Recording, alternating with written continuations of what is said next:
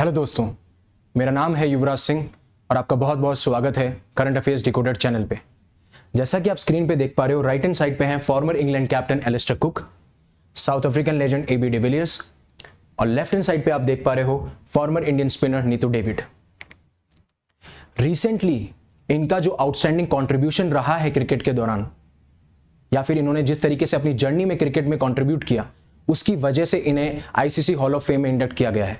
और अभी number of members जो कि इंडक्ट किए जा चुके हैं ICC हॉल ऑफ फेम में, उनका टोटल जो नंबर है वो 115 हो जाता है, इंक्लूडिंग दीज 3। तो हम इस लेक्चर में जानेंगे कि ICC हॉल ऑफ फेम को कैसे एस्टेब्लिश किया गया, किस ऑर्गेनाइजेशन ने एस्टेब्लिश किया, क्या उसका पर्पस था, साथ साथ में ICC का रोल भी जानेंगे। और हम ये भी जानेंगे इन तीनों क्रिकेटर्स की ब्रीफ क्रिकेटिंग हिस्ट्री कि क्या स्पेशली इन्होंने कंट्रीब्यूट किया है, किस तरीके से इन्होंने पॉजिटिवली इंपैक्ट किया है गेम को, जिसकी वजह से इन्होंने ICC हॉल ऑफ फेम में जगह मिली है। साथ साथ में विराट कोहली ने किस तरीके से अप्रिशिएट किया या फिर प्रशंसा की AB डिविलियर्स की। और हम ये भी जानेंगे किस तरीके से former Indian women captain Diana Edulji ने नीतू डेविड की भी प्रशंसा की। तो चलिए बिगिन करते हैं, शुरू करते हैं। तो ICC हॉल ऑफ फेम जो है वो ऐसे प्लेयर्स या फिर ऐसे ऑफिशियल्स को रिकॉग्नाइज करता है जिनका आउटस्टैंडिंग इंपैक्ट या फिर आउटस्टैंडिंग कंट्रीब्यूशन रहा होता है गेम में। और इसको 2009 में एस्टेब्लिश किया गया था। और ये जो हॉल ऑफ फेम है ये इंक्लूड करता है क्रिकेटर्स को, चाहे से वो मेंस का गेम हो या फिर वुमेन्स का गेम हो, दोनों ही जेंडर से इंक्लूड किया जाता है क्रिकेटर को। और साथ साथ में कुछ ऐसे इंडिविजुअल्स को भी इंक्लूड किया जाता है जो कि वेरियस एराज ऑफ क्रिकेट से बिलोंग करते हैं।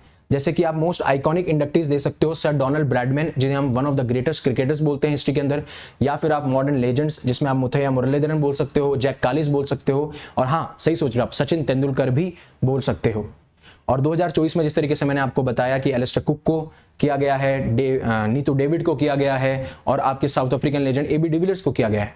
और इसमें साफ साफ ये मेंशन किया जाता है कि कुक को हम हमेशा से ही सेलिब्रेट करते आए हैं, हम हमेशा से ही अप्रिशिएट करते आए हैं जिस तरीके से उनका कंसिस्टेंट परफॉर्मेंस रहा है एज अ टेस्ट ओपनर। और सेम जिस तरीके से नीतू डेविड ने वुमेन क्रिकेट को इंपैक्ट किया है when it comes to her left arm spin for India, उसके लिए भी उनको अप्रिशिएट किया जाता है। अब जैसे मैं आपको बोल रहा था कि ICC cricket of hall of fame को क्या 2 जनवरी 2009 को एस्टेब्लिश किया जाता है इंटरनेशनल क्रिकेट काउंसिल के साथ में, in association with federation of international cricket association. जब ICC अपनी 100वीं वर्षगांठ बना रहा होता है, जब ICC हॉल ऑफ फेम को हम एस्टेब्लिश करते हैं और जिसमें हम रिकॉग्नाइज करते हैं ऐसे प्लेयर्स को या फिर ऐसे लेजेंड्स को जिनका की रिमार्केबल अचीवमेंट रहा है when it comes to cricket.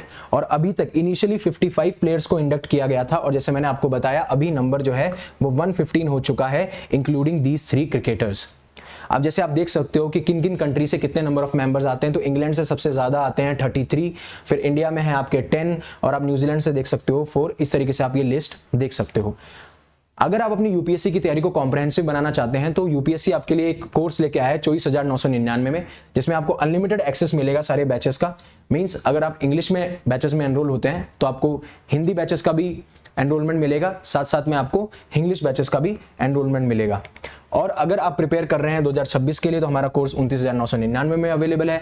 अगर आप 2025 के लिए कोर्स कर रहे हैं तो 24,999 में है। और हम 2027 के लिए भी एक बैच लेके आए हैं जिसका नाम है आगाज, और एक आरंभ बैच भी चल रहा है 2026 में, जिसमें कि आप एनरोल कर सकते हो और सेम आपको चीजें मिलेंगी जो मैंने आपको पहले बताया।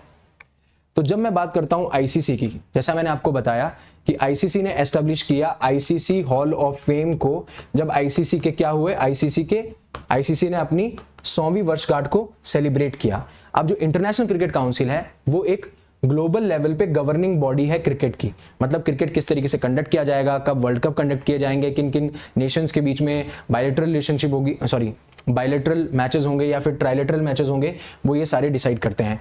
तो इसको फाउंड किया गया था 1909 में। तो जैसे मैंने आपको बताया कि 2009 में इसको 100 साल हो गए। पहले इसका जो नाम था वो था इंपेरियल क्रिकेट कॉन्फ्रेंस। जब कुछ रिप्रेजेंटेटिव्स आए ऑस्ट्रेलिया, इंग्लैंड और साउथ अफ्रीका से, उन्होंने एक ऐसी ऑर्गेनाइजेशन का सेटअप किया जिनका नाम था इंपेरियल क्रिकेट कॉन्फ्रेंस। और फिर उसके बाद में इसका नाम रख दिया गया इंटरनेशनल क्रिकेट कॉन्फ्रेंस इन 1965। और 1987 में जो हमने प्रेजेंटली नाम बोलते हैं इंटरनेशनल क्रिकेट काउंसिल, उसको अडॉप्ट किया गया। और इसके जो हेडक्वार्टर्स हैं वो आपके हैं दुबई, यूनाइटेड अरब एमिरेट्स के अंदर, राइट। अब हम बात कर लेते हैं कि इनका कंट्रीब्यूशन किस तरीके से रहा है। जिस तरीके से मैंने आपको पहले बताया कि कुक को हमेशा सेलिब्रेट किया जाता है, हमेशा अप्रिशिएट किया जाता है जिस तरीके से वो कंसिस्टेंटली परफॉर्म करते आए हैं as a test opener when it comes to England cricket team. ठीक है, England cricket team specially test. और साथ साथ में उन्होंने 250 से ज्यादा बार अपनी कंट्री को रिप्रेजेंट किया है। One of the highest run scorer भी हैं। अभी टॉप पे आप देखेंगे टेस्ट में जो रूट है, सेकंड नंबर पे आपके कुक हैं, और जिस तरीके से वो सेंचुरीज बनाते थे। और इन्होंने इंग्लैंड को काफी बार जिताया है एज ए कैप्टन। जब हम बात करते हैं तो जब हम डेविड की बात करते हैं तो as a left arm spinner और specially skilled left arm spinner इन्होंने बहुत ही ज्यादा आउटस्टैंडिंगली कंट्रीब्यूट और इंपैक्ट डाला इंडियन वुमेन में। और ये पहली इंडियन वुमेन बनी थी जिन्होंने 100 विकेट्स लिए थे when it comes to one day internationals. और आपको एक बात बताऊं कि 2005 में जब ICC women's cricket world cup चल रहा था तो इन्होंने उस टाइम पे सबसे ज्यादा विकेट लिए थे और टॉप किया था विकेट टेकिंग चार्ट्स को, और उसी की वजह से हम फाइनल में प्लेस बना पाए थे। और एबी डिविलियर्स को तो कौन नहीं जानता। एबी डिविलियर्स जाने जाते हैं अपनी एक्सप्लोसिव बैटिंग स्टाइल के लिए, अपने इनोवेटिव स्ट्रोक्स के लिए, और इनके मल्टीपल रिकॉर्ड्स हैं, चाहे वो फास्टेस्ट 50 हो, 100 हो, 150 हो when it comes to ODIs. ठीक है, और साथ साथ में इन्होंने अपने 14 साल के करियर में 20,000 से ज्यादा रन बनाए हैं अपने क्रिकेटिंग करियर के अंदर। और इन्हीं को क्लास ऑफ 2024 जिनको इंडक्ट किया गया है उनको सेलिब्रेट किया जाएगा दुबई में इस हफ्ते में जब ICC women's T20 world cup end होगा तो। और उसी तरीके से जो नीतू डेविड है जो हमारी इंडियन स्पिनर है, उनके पास में एक और बहुत अच्छा रिकॉर्ड है, best figure for a women in an individual test match. जब इंडिविजुअल टेस्ट मैच की बात करते हैं तो बेस्ट रिकॉर्ड इनके पास में है जब इन्होंने 8 विकेट लिए 53 रन देके। ठीक है, और इसी तरीके से जो डेविड है, नीतू डेविड है, वो करंट चेयरमैन है of selectors for Indian cricket team. और वो ये बोलती हैं कि ये बहुत बड़ा ऑनर है मेरे लिए और मैं हमेशा से इसे हाईएस्ट रिकॉग्निशन मानती थी और अब मैं बहुत खुश फील कर रही हूँ, बहुत प्राउड फील कर रही हूँ कि मेरा भी नाम इस आईसीसी हॉल ऑफ फेम में लिया गया है।